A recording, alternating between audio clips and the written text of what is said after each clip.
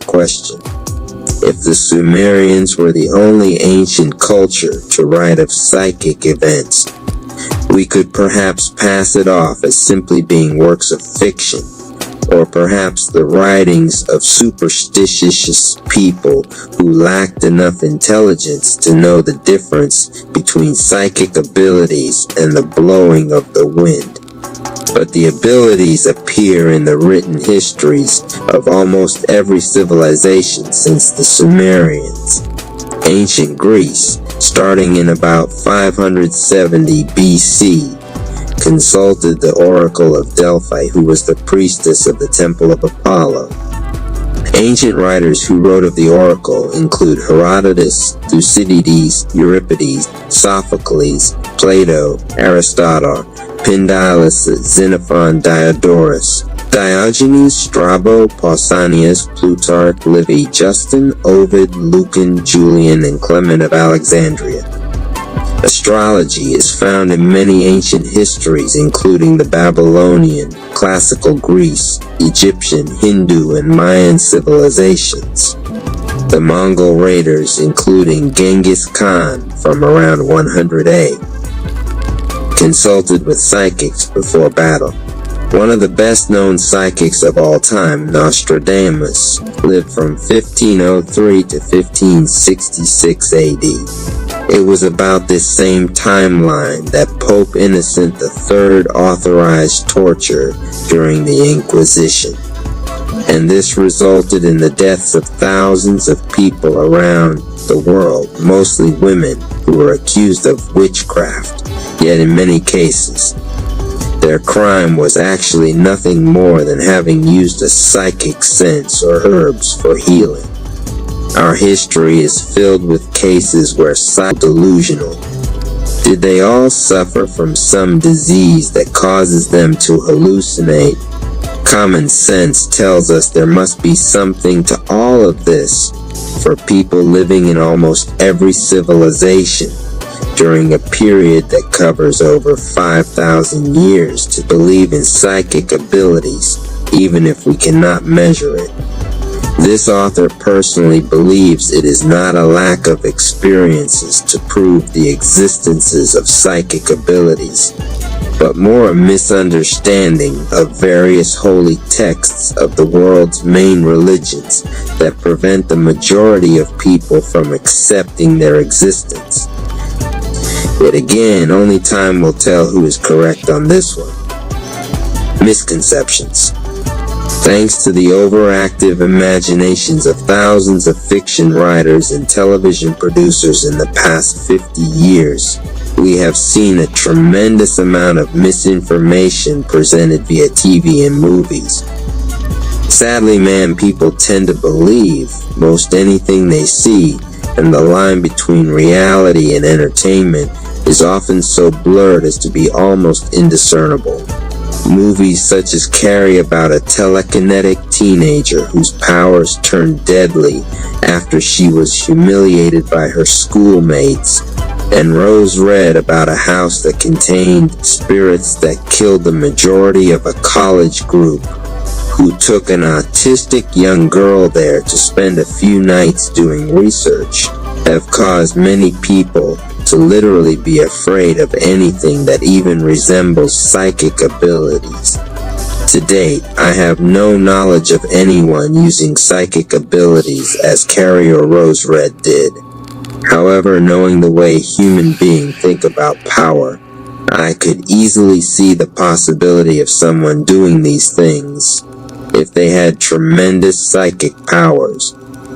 Other fictional works, including The Dead Zone, about a man awakened from a coma after 5 years, only to find he now had the ability to read what has and will happen to a person simply by touching them, and Medium about a woman who helps crack criminal cases for the district attorney's office, has led many to believe that before anyone can claim they have psychic abilities, they must be full-blown abilities that are 100% right, 100% of the time. In almost every field of work, There are people that can do a job, and there are people that are great at a job. There are athletes that will never win the major trophies. There are writers that will never see their work published. There are actors that will never receive an Academy Award or an Oscar, and there are doctors that can treat aches, pains, and fevers, but will never save a life in a tedious surgery. Yet we give these people their due and allow them to be defined by their jobs. Why would it not be the same for someone with psychic abilities? Can there not be truly great psychics and ordinary everyday psychics? I strongly urge you to not allow the doubts of the naysayers to affect you, and do not be disappointed if you do become one of the world's top psychics. At the same time, however, do not throw away the good that can come from being just a regular person with psychic powers. To do so only makes your life less than it can be, and you miss sharing a gift that you were meant to share. Develop your psychic abilities introduction. Before we get started, I want to make a few things perfectly clear. No matter how I wish I could simply wave my hand and you would suddenly have full-blown psychic powers, it just simply is not going to happen that way. You may be one of the lucky ones, whose ability simply springs open, but chances are you will be like the majority of people and have some ability, but not great ones. Also, please do not think that you will finish reading this book and immediately have your abilities at their strongest.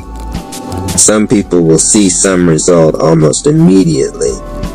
Some people will not see results until they have practices for many weeks or months.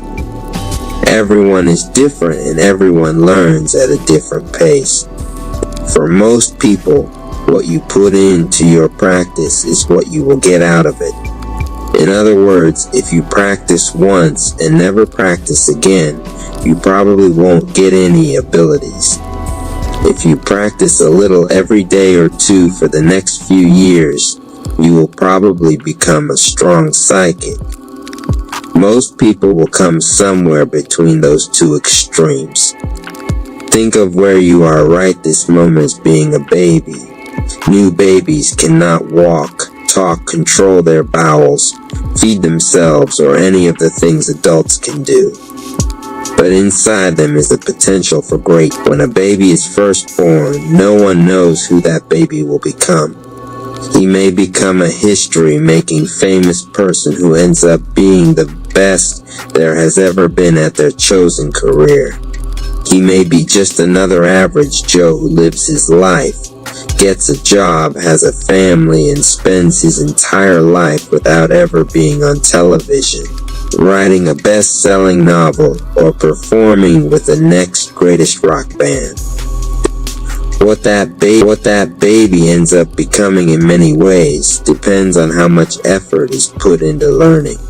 Some environmental factors come into play, and well as some financial factors which could determine a choice in schools, but we really have no way of knowing what or what his full potential is. Your psychic abilities in most ways will be determined by the amount of effort you put into expanding them and making them grow to their fullest potential. If you choose to put in the effort, I personally believe anyone can develop basic psychic abilities. Are you willing to give it a try and see what you can do? If so, then keep reading. The best is yet to come. The right mindset. This lesson could also be called belief. However, I don't want anyone to think that learning to develop your psychic abilities has anything to do with a belief in a specific God, so I chose to call it a mindset. I personally believe psychic abilities are a gift from God, but they are a gift to all of mankind, not just those that believe in a specific God. So even if you consider yourself an atheist, you can still develop your psychic abilities. If you